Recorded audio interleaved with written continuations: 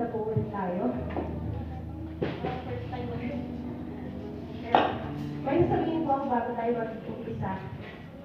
I-share po. Lumalaban ang Panginoon para sa atin, araw-araw, nang walang tigil, at alam natin yan lahat. Ang pagpupuri natin sa Kanya at pananampalataya ay parang sandata or weapon na kung saan pinapasa ito sa ating Panginoon ang ating mga pagsubok, mga laban, battles in life. Ayan. Sa pamamagitan na, nagdudulot ito ng sigurado at tiyak na tagumpay sa ating mga pagsubok sa buhay. At ang pagsamba naman natin ay isang source of strength natin na ginagamit natin araw-araw, kaya natin nararanasan ang healing and joy.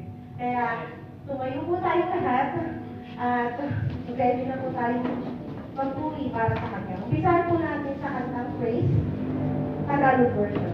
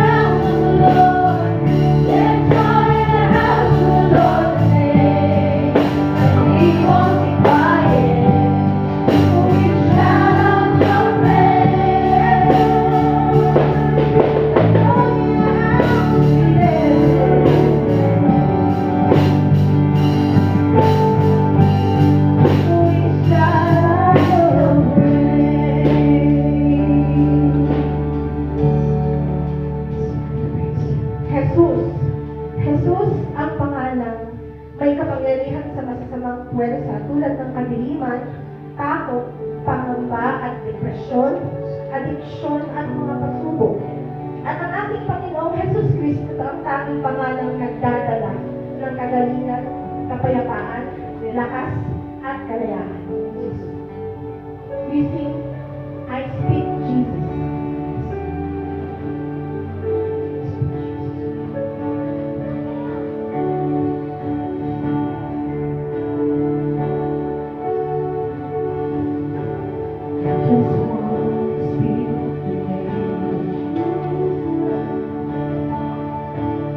Over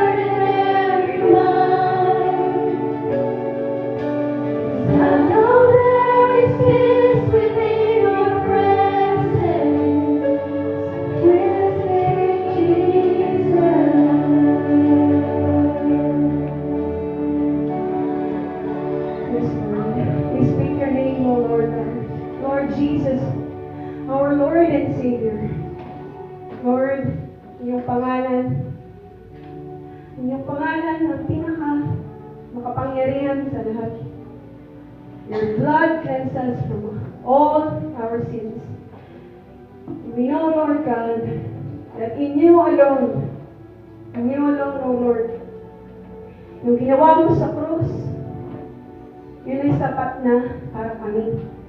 Para kami ay mailigtas from our sins. You did all miracles.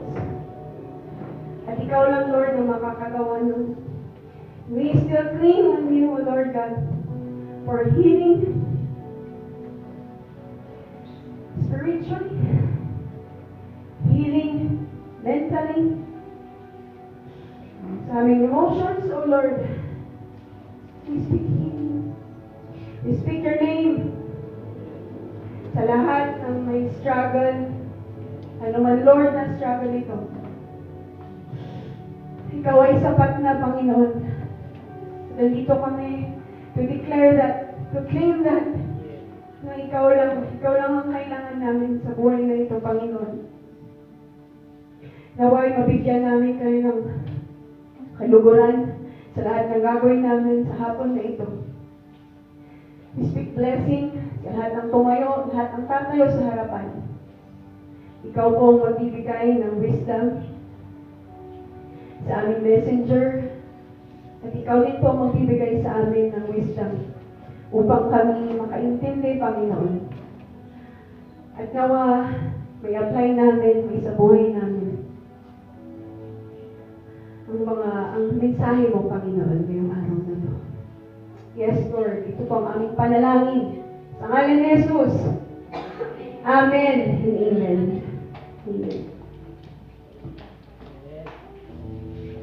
We remain standing for our scripture reading.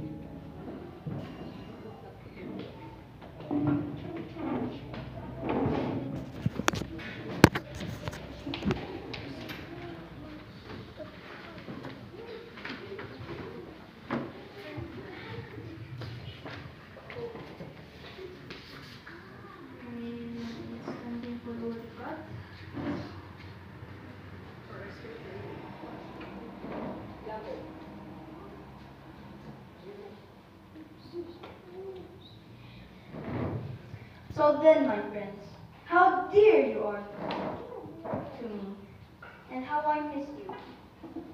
How happy I am. How happy you make me, and how proud I am of you. This, dear friends, is how you should stand firm in your life and in the Lord.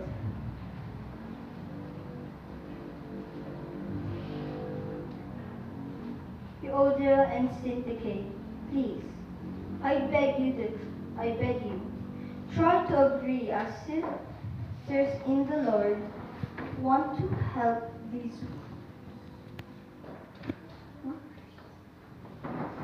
in the Lord. And I beg you too, my faithful partner, I want to help these women, for they have worked hard with me to spread the gospel together with